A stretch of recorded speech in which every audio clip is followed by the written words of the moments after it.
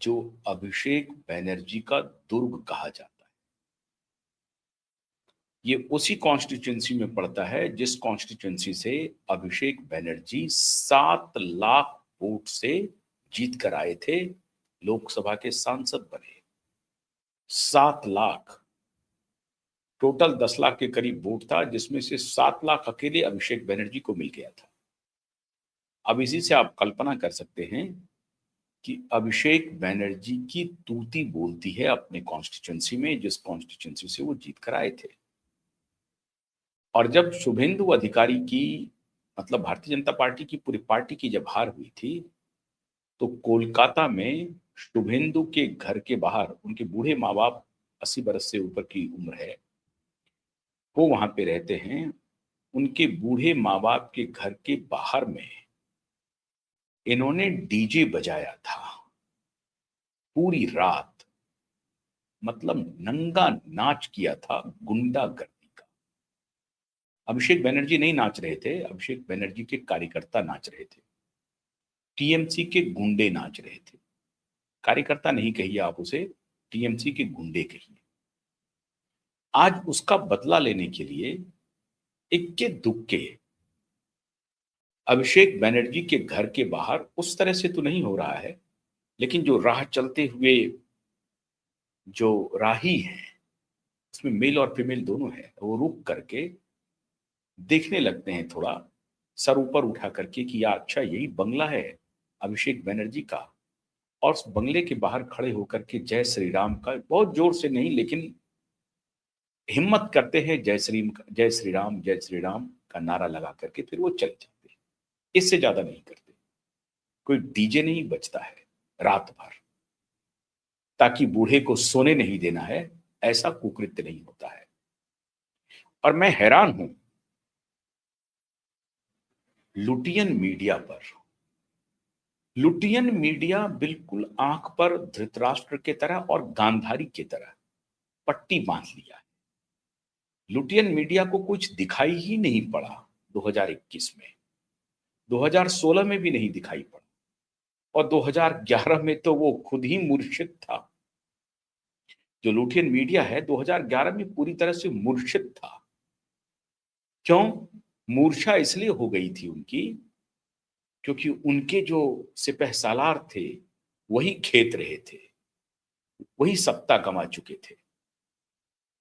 और वो सत्ता गंवाने के पीछे भी अगर बुद्धदेव भट्टाचार्य नहीं होते, ज्योति बसु होते, तो सत्ता कायम रहती। ये बुद्धदेव भट्टाचार्य थे जिन्होंने थोड़ा परिवर्तन करने की कोशिश की अपने वाम की आइडियोलॉजी में, अपनी विचारधारा में। याद कीजिए, ये बुद्धदेव भट्टाचार्य थे जिन्होंने टाटा को आमंत्रित किया था पश्चिम बंगाल में कि आप आइए, अपना प्लांट लगाइए। क्योंकि बुद्धदेव भट्टाचार्य को यह पता चल गया था कि लंबे समय तक मार्च ऑन की फिलॉसफी काम नहीं आएगी। युवा अगर बेरोजगार रहेंगे, उनको रोजगार नहीं मिलेगा, या रोजगार के अवसर हम मुहैया कराने में असफल रहे, तो नाराज होंगे और फिर हमारी सत्ता चली जाएगी। तो जो सिंडिकेट हमारे लिए काम कर रहा है वो मुट्ठी भर है। बड़ी संख्या में वो युवा हैं जिनके पास रोजगार नहीं है। तो रोजगार के संसाधन हमें जुटाने पड़ेंगे। सरकारी रोजगार से काम नहीं चलेगा, हमें निवेश लाना होगा पश्चिम बंगाल में।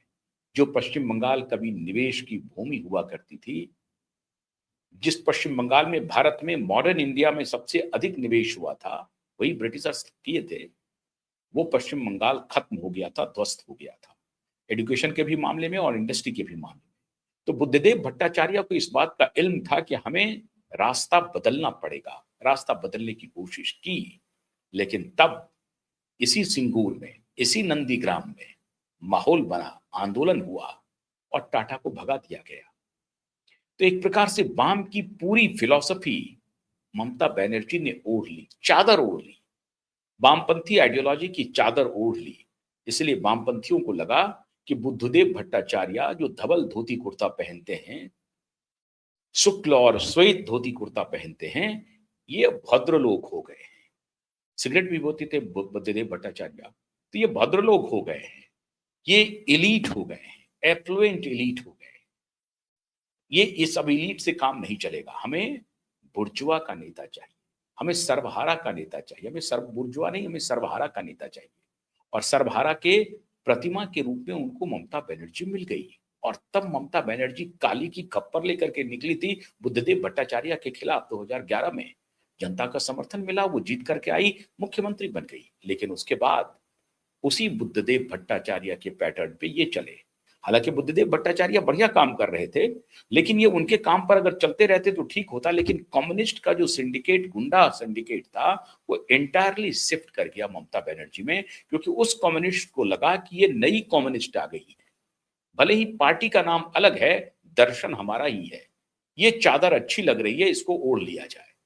तो सिंडिकेट ने तृणमूल कांग्रेस के चादर को ओढ़ लिया और फिर जो कोहराम बचा, 15 साल का इतिहास गवाह है पश्चिम बंगाल का, वो किसी से छुपा नहीं है।